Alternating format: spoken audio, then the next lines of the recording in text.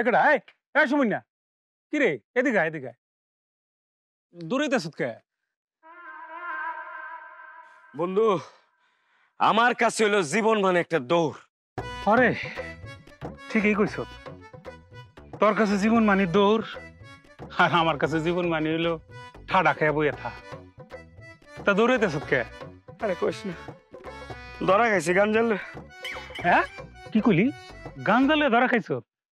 বুকা বুকা গামটা বাড়িতে নিছ কে? আরে বাড়িতে নিছি নাকি, আগে থেকে আসিল।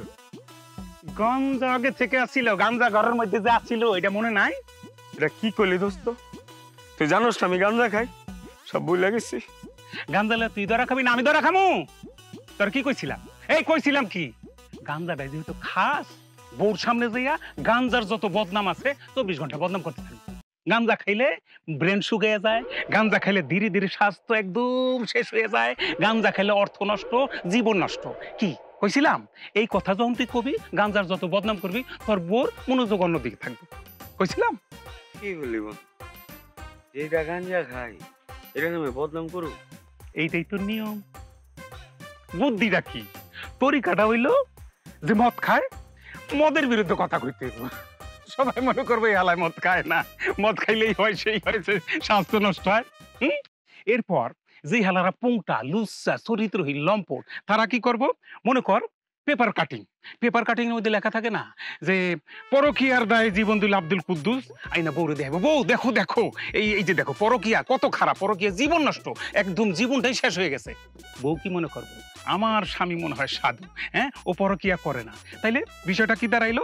বিষয়টা দাঁড়াইলো যে যে অপকর্মগুলো করে বউর কাছে গিয়া ওই বিষয়টার এমন ঘৃণিত ভাবে উপস্থাপন করতে হইব, তাইলে বউ কি করবো অন্যদিকে মন ধাপিত হইব। বাস ক্লিয়ার। আচ্ছা বুঝলাম, আমি গাঞ্জা খাই, আমি বুইলা যাই, আমার সব দোষ, আমার সব ভুল, এর লেগে বউতে ছেঁচা খাই, দৌড় উপরে থাই। কিন্তু তুই এনে বলিস কে? তোর সেটা আমার কথা আর কইস না রে দোস্ত।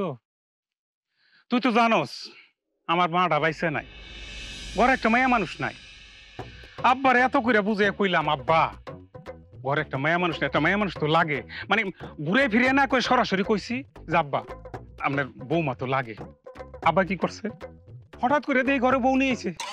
কার বউ? আব্বাই। হ্যাঁ তোর আব্বাই বিয়ে করলো কে? ওই যে কোট করছে, নোট করছে। বুঝলাম না। আমার উদাহরণ দিয়ে বুঝায়। ওই মহিলারা দেখাইয়া কয় এটা আমার কি? আমি কই তোমার বউ। কয় তোর কি? আমি কই আমার মা। কয় তাহলে বউ প্লাস মা বৌমা। ওই যে কোট করছে, নোট করছে, ওই যে আমি কইছি বৌমা, এই বৌমাটার নোট করছে। বন্ধু আমার মনে হয় কাকা গাঞ্জা খায়, নাইলে গাঞ্জা না খায় এই বুদ্ধি মাথায় আসার কথা। আবার আবার গাঞ্জার মধ্যে আমি তোরে একজন ভালো বন্ধু হিসাবে বুদ্ধিদার দেই। গাঞ্জা খাওয়া ভালো না রে, এই বেরেন্ডা শুকিয়ে দেবো, শেষ ধীরে ধীরে এই হুকাটা মরে দেবো, শেষ হয়ে যাবে। গাঞ্জা আছে নাকি? গাঞ্জা কেমনে থাকবো, ধরা খাইলাম না, তবে ম্যানেজ করে যাইব। এই তো আইসস ঘুরে ফিরে আমার লাইনে। বন্ধু রে, বিয়া মানিল দিল্লি কা লাড্ডু, খাইলে উপস্থিত হয়, না খাইলে উপস্থিত হয়।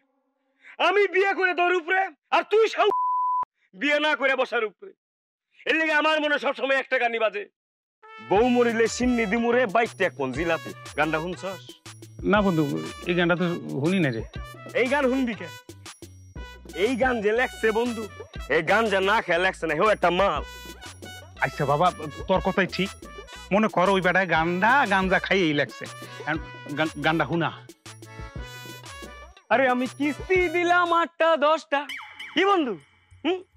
আরে আমি কিস্তি দিলাম 8টা 10টা, ঋণ হইল সব খিলাপি, বউ মরিলে সিন্নি দিমুরে বাইকটা এক মন জিলাপি, বাইকটা এক মন জিলাপি, বাইকটা এক মন জিলাপি।